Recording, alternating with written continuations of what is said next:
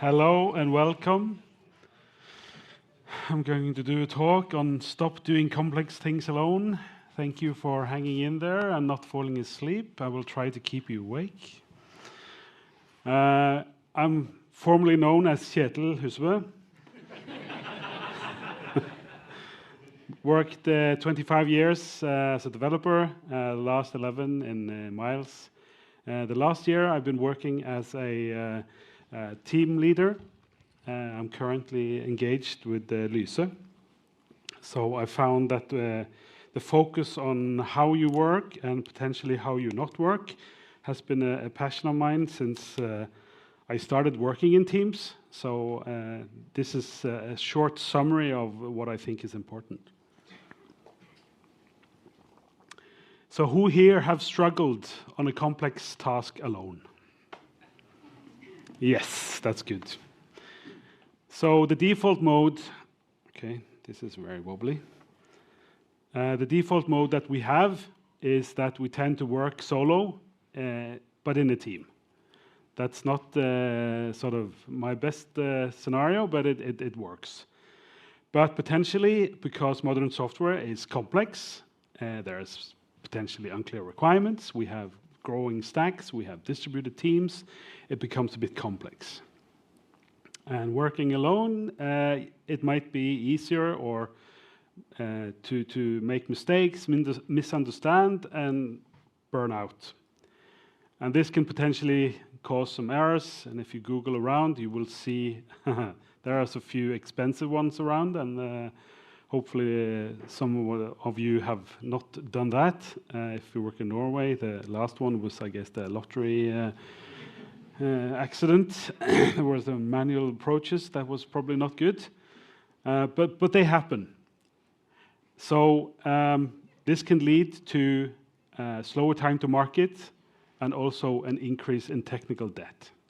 So what I will be focusing on now is what are the challenges on working alone, what happens when you're working with complex things, and some strategies in trying to mitigate this. So the first one is a bit obvious. If you make errors and you're working alone, nobody will be exposed to these until you get to the code review. So it's a bit late, and if you've been working for a long time, it might be a waste of time. For us that does the review, it's not always easy to catch these errors because they are you don't have always the full context. And then I hear all the thoughts of you seniors, I never make mistakes. Okay, I'll give you that one. But there's another problem, which is actually worse, and that's misunderstandings. And of course, you never misunderstand anything, but the problem is others do. It can be business people that misrepresent or misunderstand what your software can actually do. It could be the creator of the task. It could be others interviewing customers. It could be anything. And this leads to a problem which is really important, I think, and that is you end up doing the thing right, but you're not doing the right thing. And it's really important. And an example of this is a junior who is really impatient and really, the only way I could prove myself is to do a lot of code, and they don't really read the task properly, and they just run off. And yeah, it's right what you did, but it wasn't what you needed to do. So it's an important thing to value. When you're working alone, you have a single perspective. And that may lead you to miss out on potential solutions or finding issues. So the worst case is somebody working alone over an extended period of time. Somebody recently told me a story from their own company here in Stavanger. They had a person working on an internal software. They invested quite a bit of time and conversely money on this. This person, for some reason, was going out of the project, and somebody else was trying to take over, and it quickly emerged that, okay, this is really hard. And then what they did is that they gave this to AI, and they analyzed it, and the judgment was horrible. It was over-engineered to the nth degree, pages and pages that could have been done in like a paragraph. So this new guy, he started from scratch, and when I got told the story, he's been working on it for 2-3 weeks, and he's actually replaced half of the functionality. So this is, I guess, one of the worst cases. So when you're working on complex things, it can be hard, but it could also be unpredictable, and that's where the danger lies. A person called David Snowden realized that different problem situations warrant different approaches to find the right solutions. Who here have heard about the SignFin framework? And I can now inform you that it's called Cynefin. It's actually a Welsh word for habitat, so there you go. This framework establishes that not all situations are equal, and the framework also describes how you should approach this situation.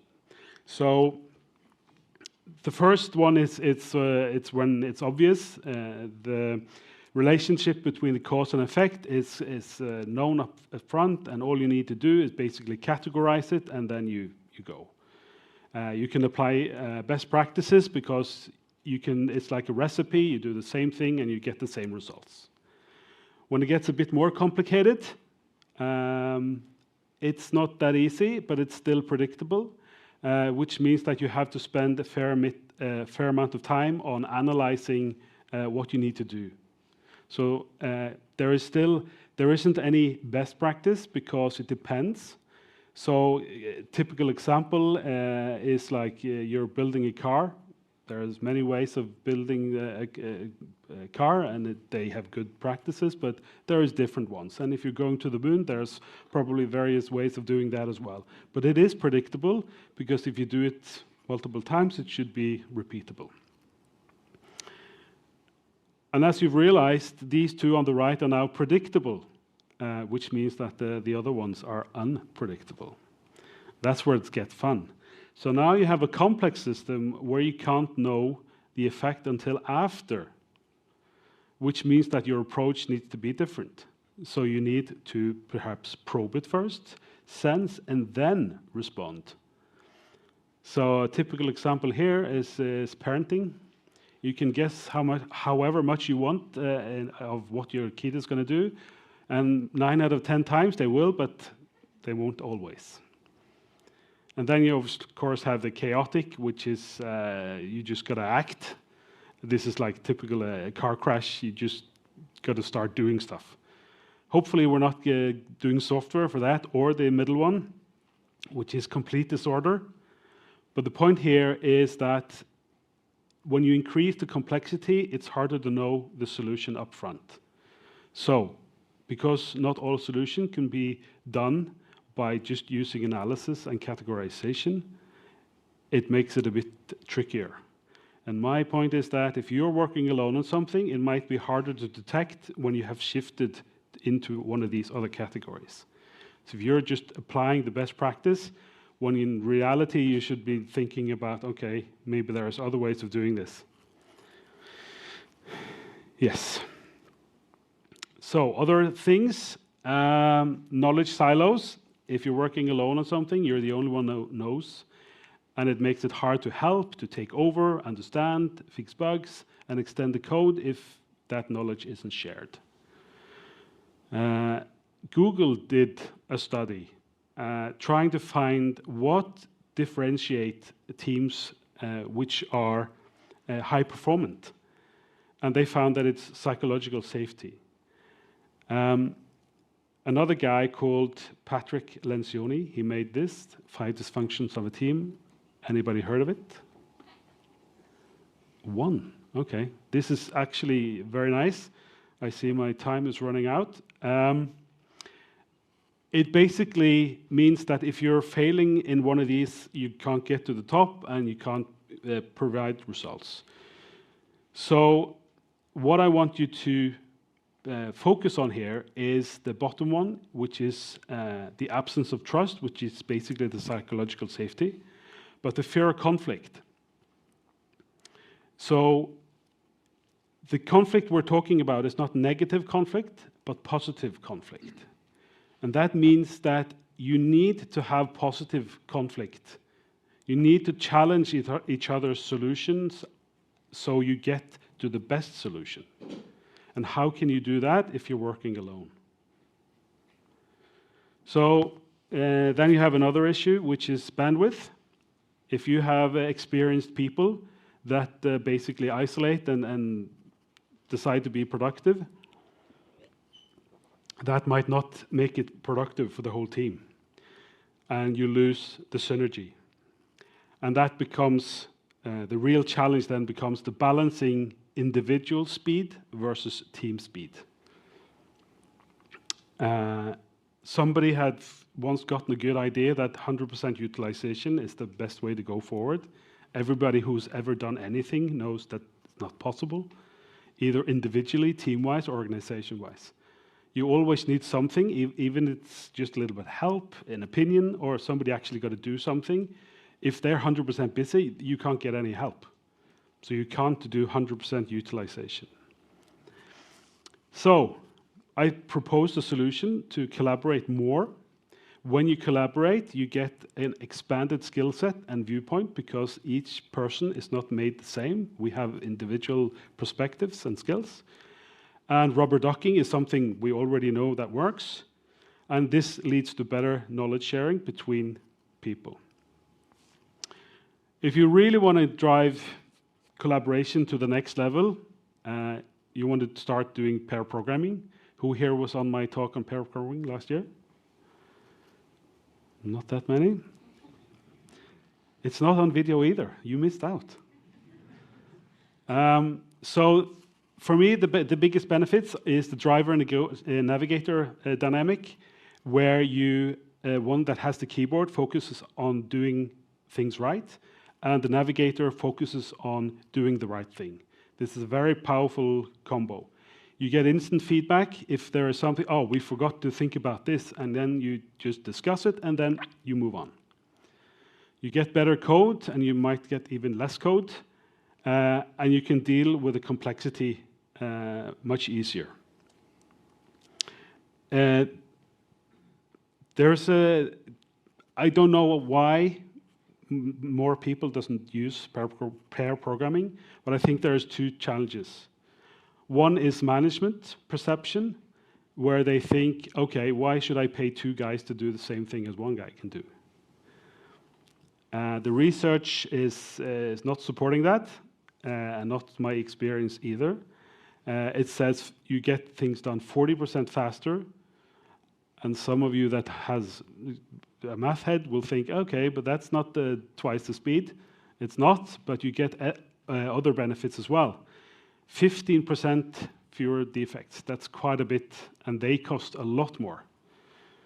And then you might end up with less code and even better quality in your code. So that's why the management will never push for pair programming. But why doesn't developers do it?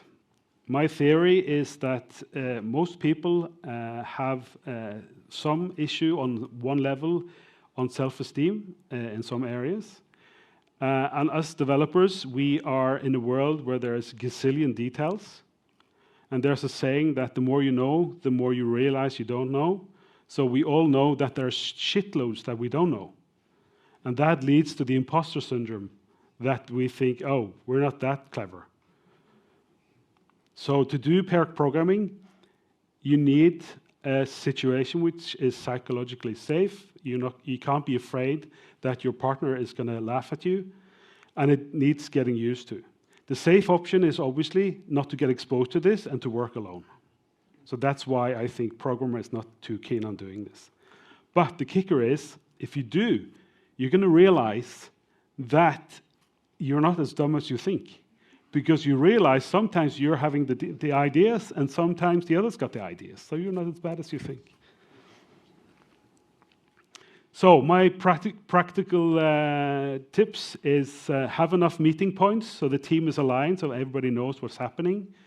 When you're doing reviews of functionality that is about to come, invite business and experts, so you make sure you find the best solution.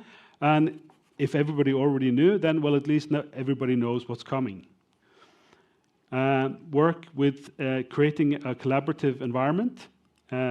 It's okay to make mistakes and try to learn from them instead of hiding them. And help each other do best practices to make the code even better. And obviously work hard on code readability to give the future you a better experience when you meet your own code. And of course, work at team wellness, because a happy team is a good team. So this might give you faster delivery of functionality, fewer bugs, higher quality solution with less technical debt. And sustainability-wise, if you, depending on if you do pair programming or not, but you will have fewer single points of failure. And if people leave, that's not a problem because everybody knows what's going on. And it will build the skill between all the people in the team a lot quicker, so everybody knows more. So, stop working alone on complex things. Collaboration, I think, handles complexity a lot better. It gives you better code and happier teams. And I dare you to try pair programming if you haven't already tried it. And I think collaboration is not an overhead, it's a multiplier. Teamwork makes dream work. Thank you for your time.